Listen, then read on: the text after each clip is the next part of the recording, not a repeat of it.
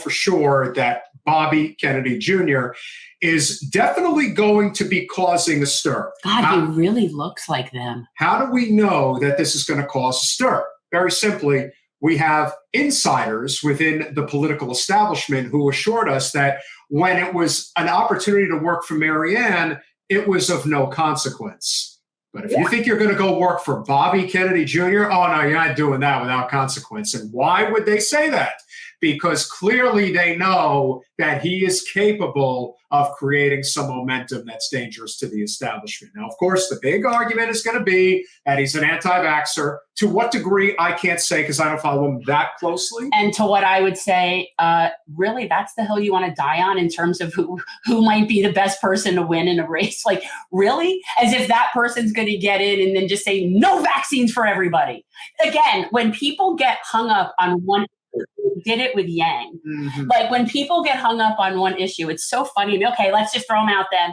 Forget it. Forget all things. We don't agree with him on that. As if somebody's going to get into office and just be like, make it their way or the highway. I don't know. I just think that that's so interesting. The fact, whether or not he's an anti-vaxxer, if you want to maybe consider that as part of your big, vast amounts of consideration as to who to vote for president, great. Now, if you were considering to see him as a physician, then that would be maybe something you would want to consider more seriously, his position on vaccinations. To me, the idea of that being in effect is to somebody being the president is ludicrous.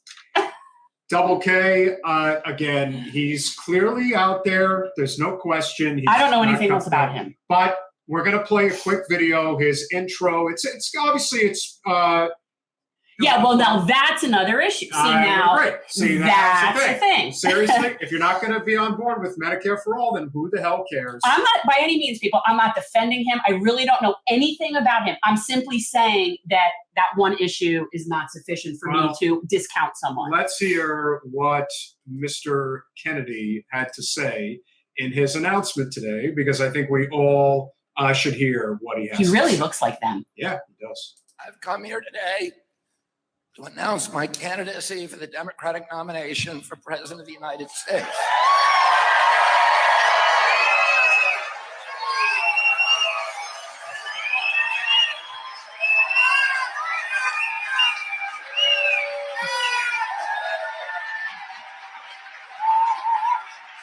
And my mission over the next 18 months of this campaign and throughout my presidency will be to end the corrupt merger of state and corporate power that is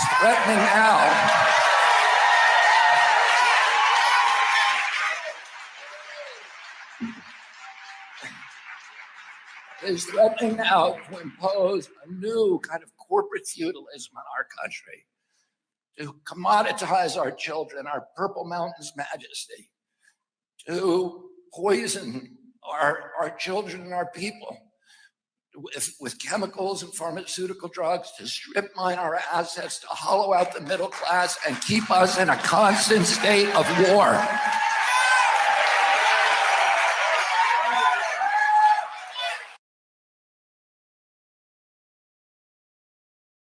Yes.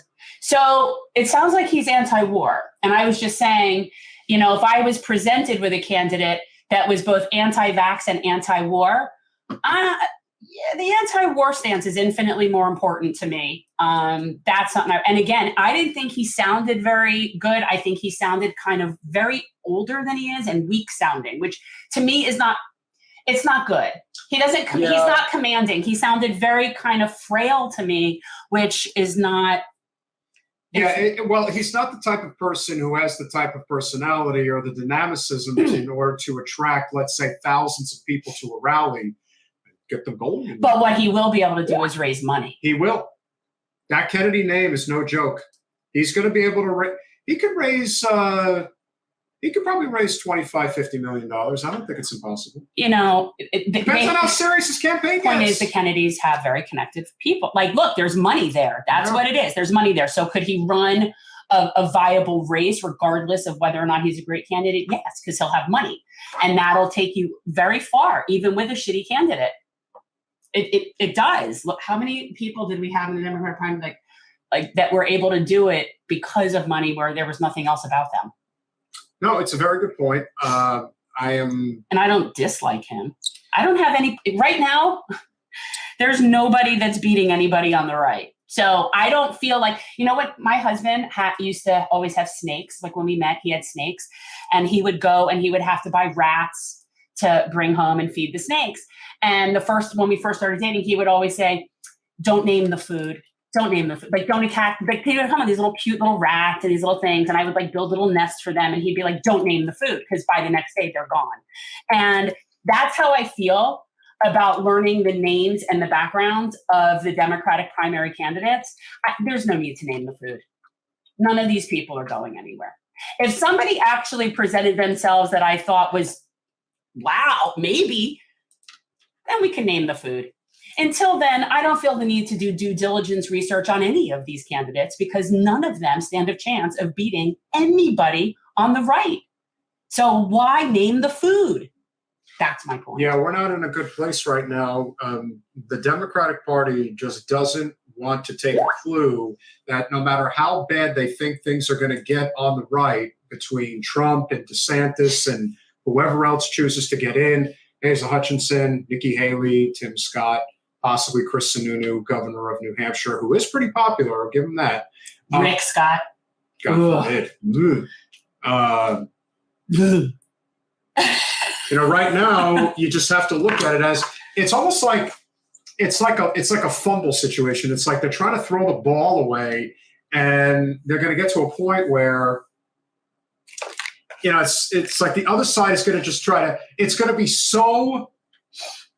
It's going to be so repulsive to the average person. Like, God, I don't want to vote for anybody, and so that's where the question of. Does the possibility of either a third-party candidate, an independent candidate of some kind? We're looking at you, Mark Cuban. Yeah, I know. That's what everybody keeps saying. Well, and or Jesse. Everyone knows, like, I'd be very gung-ho Jesse. Thanks for watching. If you want to support our mission to transform politics into service, please like this video, subscribe, follow us on social media, and consider joining our Patreon, where you'll get early access to our interviews as well as other exclusive content. Links are in the description. Peace out.